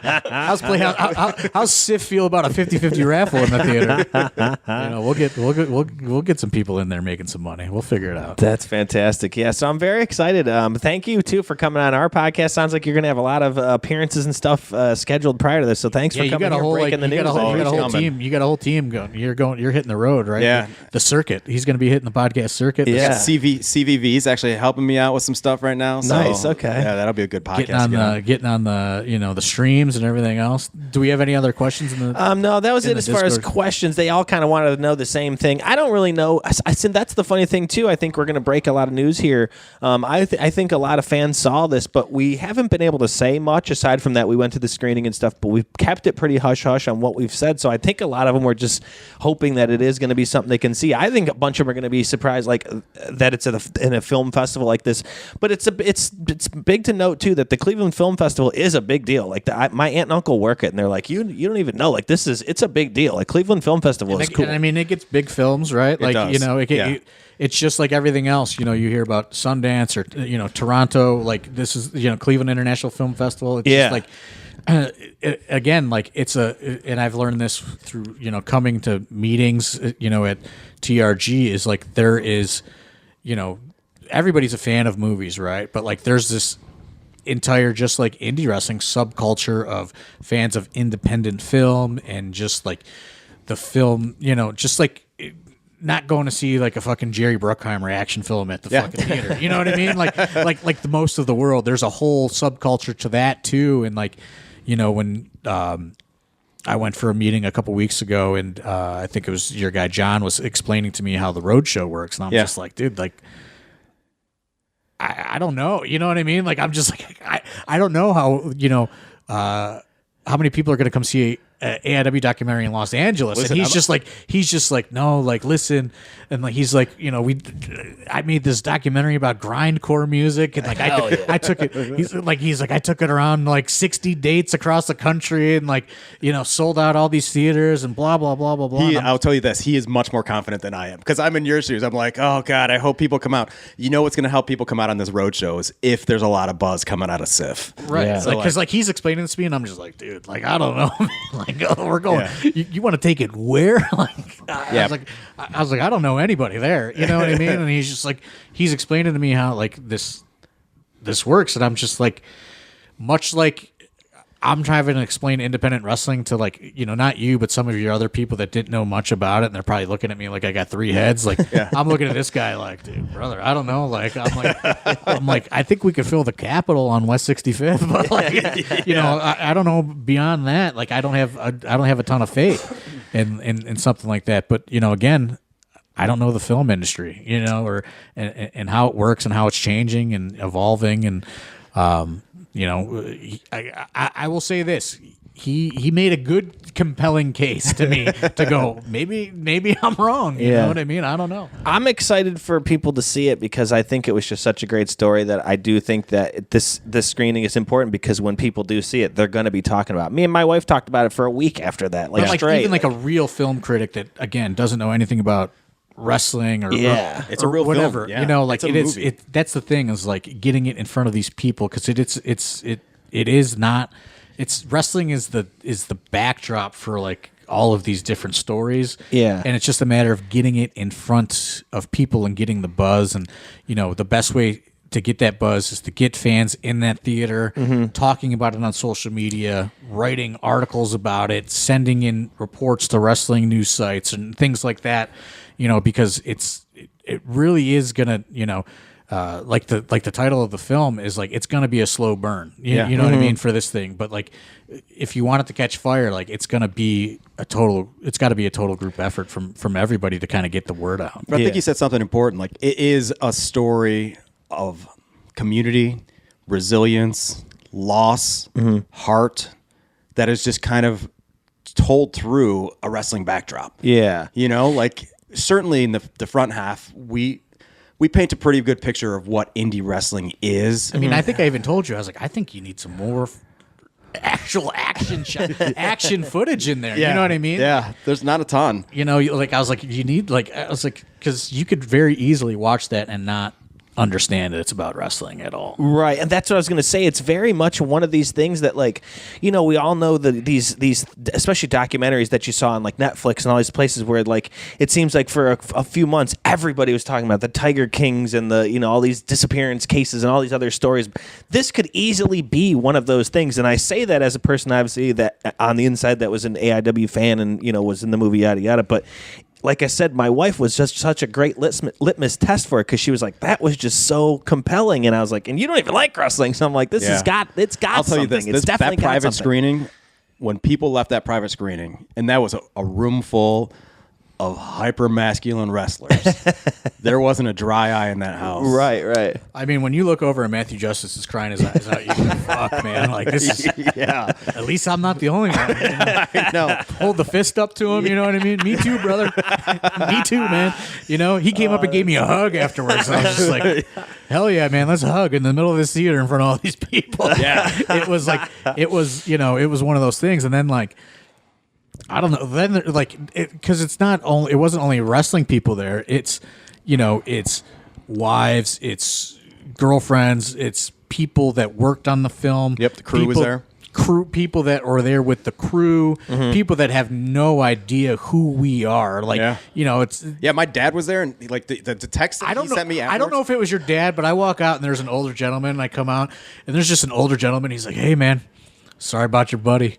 Sorry about your friend." And I'm just like, he's just like it's like a guy, like a stranger was trying to like give me a hug when I walked out of the theater. Like, man, like, I just watched, I just lived your life for 88 minutes, and I'm just like, hey man, I'm sorry, but I really got to take a piss right now. Yeah, just like I appreciate what you're trying to do to me right now, but like I was just like. I gotta walk away for a minute. You know what I mean? Yeah. Like I was just like, because it was just like, that was like the most, like, I probably have felt like a celebrity or whatever. Because like I walked out of that theater and everybody was trying to talk to me, and I'm just like, yeah. listen, I just experienced that too. You know what I mean? Like I was just like, that's my life, but I don't like experience it to that way. You know what I Right. mean? Like. It's just like I live it, I move on, I forget about it. But like rewatching your life unfold, and then like being in a room full of people that are going along for that ride with you, and then like you walk out, and everybody wants to talk to you about it. It is a strange experience, man. Patty was one of the ones that I was really worried about seeing it, because it goes deep into, and Patty is Chandler's mom for a lot of those who don't know. Yeah, it goes deep into that storyline, and we do some interesting things that I did not warn her about. Yeah. So I was just like, bracing the entire time, and then afterwards, I think you came up to me and you said, "Dude," she said she wants to watch it every single day of her life. Yeah, she's like, I sat next to Patty, and like I was just like, that was another thing that was just like, man, I'm watching this, but like she's sitting next to me, and I'm like watching this, and like you're trying to stay strong at points for her, and like she's sitting next to you, and she's crying, and like. I'm just like, oh, And man. she doesn't cry, man. Like I did so many interviews with her, she does not break. And I'm just like, and I'm just like, she's, and like she literally, like it's just like it got to the point to where like, you know, I'm looking at Matthew Justice, he's crying, I'm crying, everybody's crying. I don't want to look next to me because Patty's sitting next to me, and I go, I can't see that. You know what I mean? And like. She just leans over and goes, I want to watch this every day of my life for the rest of my life. She goes, this is the most beautiful thing I've ever seen. And I went, well, thank God, because like I didn't know, you know what I mean? I didn't know how she was gonna take it. Yeah, you know? like some of those recreations, like I was like, oh yeah, like we're pushing boundaries. And you know, it really is great. Like I said, you know, it's a documentary with wrestling as a backdrop, but like wrestling is just how these people intertwine. Yeah. And that's about it. It's not like a, hey, like this is how you get in the business documentary. No, it is. It is a character piece. We are really wholly focused on these people and their stories. Yeah, it's a very strong, compelling story, and that's like why I keep repeating that. But it just, you know, I had no real idea of what to expect with it, seeing all the filming and stuff, and then when you go see it and you watch it and you see it all finally completed, you're like, that was just so incredible. Like, and that's what I said. I think it has something that really could be a huge hit. I really think this could be a huge thing because it is just such an incredible story. I hope everyone comes out to see it. Matt Cross pulled me aside afterwards because he was there. I think he's in the film for a little bit, and he was J Pro's guest, and he's like, I saw Beyond the Mat in this theater, and this is the best documentary I've seen since Beyond the Mat. Wow. And I was like, holy shit, from like Mr. fucking Indie? Like, that's crazy. That's an endorsement for sure, yeah. Yeah, and like him and I talked a lot afterwards, and he was just like, man, I think this could be such a cool thing for AIW, Cleveland, you know what I mean? Just like in general, just to get, because like it's a story that we all live, but it's just like, it's like anything else, you know what I mean? Sports, everything, small market. Yeah. It's not sexy to talk about Cleveland, Ohio. You know what I mean? Like, so it's just like you just don't get that same response. You know what I mean? Like a big market indie or a big market anything, sports team, anything. So like he was just like, man, like he came out like so jazzed up, like this could be such a cool thing, such a cool spotlight for everybody. Yeah. Yeah, I'm excited, man. I can't wait. Anything else you guys want to get to? We've been going here for quite a while. This might be our longest podcast of you're in my history. I know this the older ones went for a while because Chandler had that steel trap of a mind. But anything else you guys really want to talk about or get bring up about? No, I just want to say that like I'm very, very excited for the fan base to be able to see this. Yeah. I think more than anyone, they will appreciate it right out the gate. And I think it's going to spread. I think lovers of indie wrestling are going to love it. I think lovers of wrestling are going to love it. And then I think it's going to transcend beyond that. But it's for these people, and I want to make sure that they get that first shot at seeing it and experiencing it and really kind of being that mouthpiece to get it out there. Yeah. So again, Monday, April 13th, 4:50 p.m. in the Ohio Theater down at Playhouse Square. Yeah, and tentatively, like that's what we are 99.9% sure it's going to be. Yeah. We are recording this the day before it officially comes out. And the scheduling and announcements and all that. So, what the card is subject to change. Yeah, the card is going to change. So like I said, follow those socials.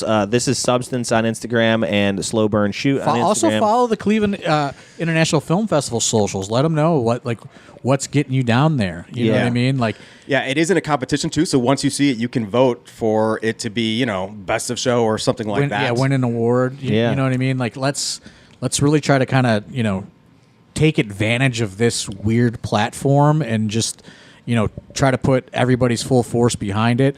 Again, it's a competition. It's follow those socials, the Cleveland International Film Festival. It's going to have all kinds of different films with buzz. Let's try to get ours just as much buzz as some big Hollywood production that's probably going to come in there, and try to win some awards. Try to get everybody has seen a movie trailer where that that little fucking thing pops up on the trailer. Official selection. Yeah, all that shit. Like let's get that shit matters. That shit's what gets you attention. Yeah. Let's try to win an award. Let's vote. Let's get as much people out there as possible. And try to parlay this thing into something. Who knows what it could do or what it could be or. But it's going to start, on April 13th, and then, sky's the limit as far as I'm concerned. Yeah, I mean, it's a perfect example of like, if you were in this video, you come to these AIW shows, you think you might be in this documentary. This is a perfect example. Come out, show your, representation. Let people know that the thing you like to go to and you think is so great. This film shows why it is so great. So let's make it popular. Get the word out there, and show everyone, why we love independent wrestling so much. Because I think, like you said, it is a love letter to independent wrestling, and it does a great job. So the more popular this thing gets, everybody, everything that we all love should be as popular as it can be. And again, like, we do have some biases here, obviously, but like, I do think like you can bring anybody to this screening. And absolutely, it will have an impact on them one way or the other for sure. Yeah, and again, 1,200 seats is a lot of seats. AIW has never come close to drawing 1,200 people, so like. it's going to be a total group effort to get people down at this screening and voting and getting, getting some heat on this thing. Yeah. All right. Anything before we get out of here?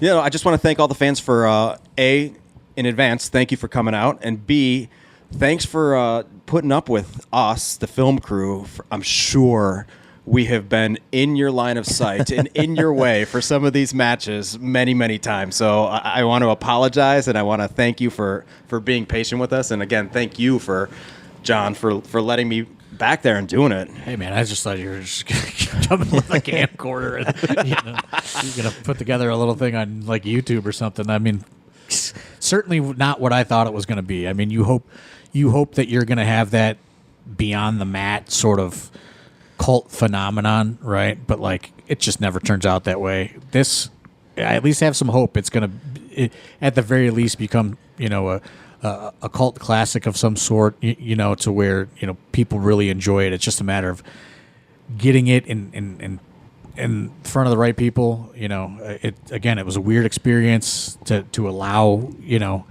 this to happen at the scale it was, because it certainly was not what I thought I had signed up for. Never is. And pleasantly surprised for once, that it was something completely different. And it was, told in a very very great way, because you don't know, again, trusting people to tell a story is it's a very strange thing. It's not a thing that many people in this world are going to have to like experience, so like letting that happen has been just such a strange experience. And I was, again, like much like Two Legs, a lot of people went and everyone thought it was, it was a nice, I think it was like a Wednesday night out or whatever. And just like, okay. I had a different experience than you for sure. Yeah. I went in like, oh God, like this is. He was anticipating hating it 100%. I was like ready to hate it before I even went in there. Yeah. And I was like, oh, okay. Like I can kind of let my guard down now after I've seen it, and like now I can actually tell people this is a thing, because like you just don't know how it's gonna. Yeah, there's a lot of hacks in the world. I'm not one. I put a lot of pride in my work, so I'm glad that it turned out to be the movie that I can be proud of and stand behind. Yeah, and again, like who knows what this thing could be? It can mean a lot for AIW. It can mean a lot for This Is Substance, TRG, like the people featured in it. Like there's just so much going on, and like much like I talking about independent film with somebody earlier this weekend, it's just like these things cost money, these things need support, these things need word of mouth. It's no different than independent wrestling, but it's a much higher scale and more expensive scale. Yeah. But like same things apply. Like it needs support, or else it's not going to exist. Everything is going to get gobbled up by these major conglomerates and things like that. That's a great point. Like, support indie film, whether it's this film or any film. Like, support indie film right now more than ever, because right now there's like 3 major buyers. When you have Paramount buying, Warner Brothers, HBO, it's crazy. Yeah. It is crazy. There's like 3 major buyers in the market right now, 3 or 4. So like, because there's so much consolidation and there's so few buyers, the indie film market needs support from just people who can latch onto things and really kind of be that mouthpiece. And we need it more than ever. So not only about AIW, but just indie film in general. Like, please just come on out and fill these seats. That'd be amazing. Yeah, I mean, and again, much like I had to clarify to somebody, support is tickets sold, finances, not like your uncle saying like, that's cool. Like, support is like financially, buying a ticket, supporting a product, then telling people and getting the word out and trying to garner further support. But, just like an AIW show, independent film is in the same boat, a little bit higher stakes in the film end of things and finances and things like that. But again, like this thing needs support, and, if it goes well, there's going to be, I'm sure, more documentaries and different things that you guys are going to cover, and sky's the limit as far as what you guys can turn this into as well. Yeah. I think it's potentially going to be a mutually beneficial thing if we can get this thing rocking and rolling on April 13th. Hell yeah. Well, we'll see everybody out. Like I said, follow all those socials to see when tickets are available. Let's buy up those tickets. Let's see everybody out there down at Playhouse Square, the Ohio Theater, Monday, April 13th at 4:50. Adam, I want to thank you for coming on. Appreciate you so much, man. My pleasure. Thank you, guys. Cool. All right. We'll see everybody out there. Thanks.